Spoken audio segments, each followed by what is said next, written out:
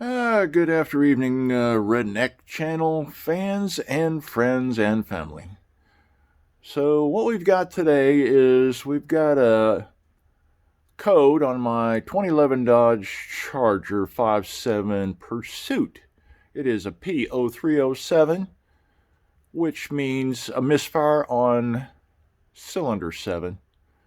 So what I've done already, but I'm going to go over the procedure, is to show you maybe something that'll help someone else at some point.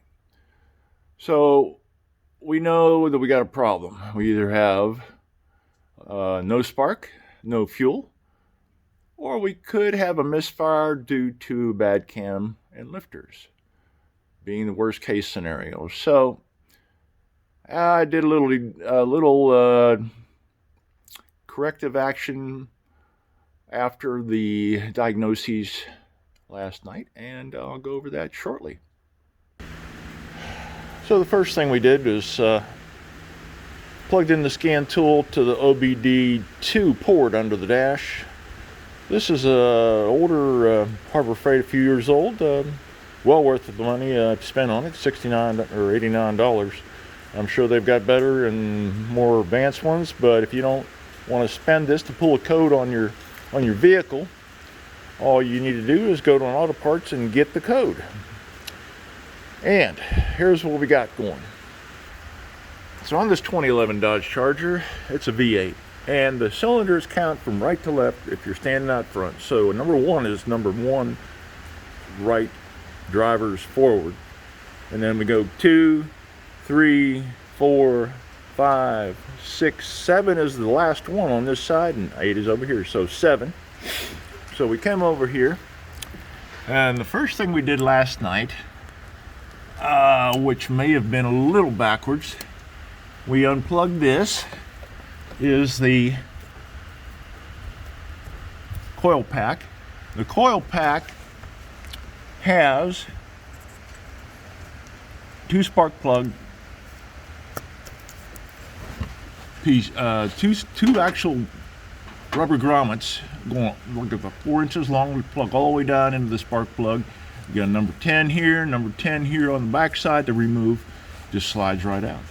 So what we did last night, took it out, checked the plugs, they looked good, regapped them, they weren't bad, they were nice whitish tan. When this thing was unplugged, we plugged it, we put it up here, plugged it back in, put the plugs in it, and noticed that the plugs were firing fine as we ran the motor. Of course, it made a hellacious noise because the cylinder head was open due to the plugs not being in place. So we figured out we got spark, and that circuit was good, so we plugged that back in. Then I went over here to the fuel injector and unplugged this. Now the fuel injector made no difference in the idle or the roughness of the engine. It was still running on 7 out of the 8 cylinders, number 7 being defective and misfiring. So at that point, I took off the fuel rail. We have a stanchion nut here and a stanchion nut here, and the whole rail comes up. There's plenty of slack in the hoses, crossover hose, everything came up, and the fuel injectors are held on with O-rings in the intake manifold on the bottom and an O-ring on the top and the fuel rail, so they just kind of plug in. So what I want to show you is what we did.